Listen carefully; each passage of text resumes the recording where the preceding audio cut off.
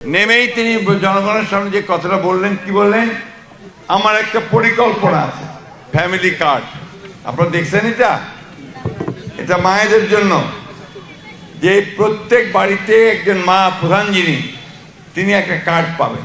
যে বিএনপি একটা পরীক্ষিত দল, 5 বার সরকার চালাইছে, এবং সরকার যখন চালাইছে বিএনপিকে তখন সুনামের সঙ্গে সরকার চালাইছে। আজকে দেখেন বিএনপির যিনি প্রতিষ্ঠাতা শহীদ প্রেসিডেন্ট জিয়াউর রহমান, তিনি দেশের স্বাধীনতার ঘোষণা করেছিলেন 1971 সালে, যুদ্ধ করেছেন, এবং তার সম্পর্কে সব মানুষ কি বলে, যে সৎ ভালো মানুষ প্রেসিডেন্ট ছিল, তাই না? তার যখন জানাজা হয় তখন লক্ষ লক্ষ মানুষ সেই জানাজায় হাজির হয়েছিল। আর আমাদের নেত্রী দেশনেত্রী বেগম খালেদা জিয়া, তিনি কয়েকদিন আগে 30 তারিখে, ডিসেম্বরের 30 তারিখে তিনি চলে গেলেন। তার জানাজায় লক্ষ লক্ষ মানুষ। এই মহিলা সেই মহিলা যিনি দেশ ছেড়ে চলে যান নাই। তাকে বলা হয়েছে তুমি দেশ ছেড়ে চলে যাও, সব মামলা তুলে নেওয়া হবে। তিনি বলছেন যে আমি কোথাও যাব না, বিদেশে আমার কোনো বাড়িঘর নাই, এই বাংলাদেশে আমার সব, আমি মরলে এখানেই মরব। তাই তিনি করেছেন, আল্লাহ তাকে এখান থেকে নিয়ে গেছে। মানুষ মনে করে এই দলটা, এই পরিবারটা এবং খালেদা জিয়া এবং শহীদ জিয়ার ছেলে তারেক রহমান, তিনি বাংলাদেশকে সঠিকভাবে নেতৃত্ব দিতে পারবেন, সামনের দিকে নিয়ে যেতে পারবেন। আল্লাহর অশেষ রহমত, সেই নেতাকে আমরা এখন সামনে পেয়েছি। সেই নেতা অনেক কথা বলেছেন।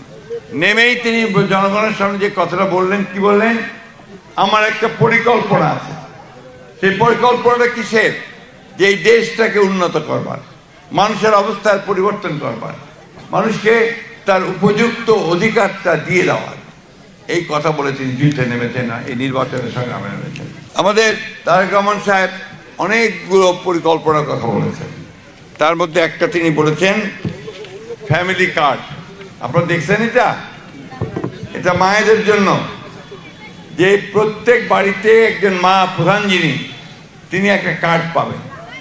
এই কার্ডটাতে দিলে তিনি এই কার্ড দেখে ন্যায্য মূল্যে আপনার চাল ডাল লবণ আটা এগুলো কিনতে পারবেন, আর সেই সঙ্গে হাসপাতালে গেলে চিকিৎসা পাবেন, আর তিনি এইটা দিয়ে বাচ্চাদের লেখাপড়ার সুযোগ সৃষ্টি করতে পারবেন।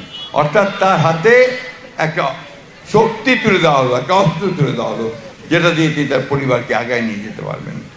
আর আমাদের কৃষক ভাইদের জন্য আর একটা কার্ড তিনি করবেন বলেছেন, এটা হচ্ছে কৃষি কার্ড। এই কার্ডটার বদলে আমাদের কৃষক সে ন্যায্য মূল্যে সার পাবে। সার নিয়ে সমস্যা হচ্ছে না?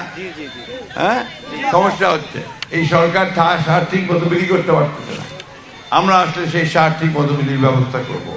আর কৃষকের হাতে যে কার্ড থাকবে, এই কার্ডে তিনি ন্যায্য মূল্যে সার পাবেন, বীজ পাবেন, সেচের ব্যবস্থা করতে পারবেন। বন্ধুগণ, এছাড়াও স্বাস্থ্যসেবা, অর্থাৎ হাসপাতালে গেলে চিকিৎসা ভালো পাওয়া যায়, এই হাসপাতালগুলোতে যাওয়া যায় না, এখন মানুষ চিকিৎসা পায় না। এই ব্যবস্থার আমরা পরিবর্তন করব। আমরা লেখাপড়ার জন্য এখানে মা বোনেরা আছে, মেয়েরা আছে আমাদের। বেগম খালেদা জিয়াই ক্লাস 12 পর্যন্ত মেয়েদের লেখাপড়ায় বিনা পয়সায় করার ব্যবস্থা করেছিলেন, যে ক্লাস 12 পর্যন্ত মেয়েরা বিনা পয়সায় করতে পারবে।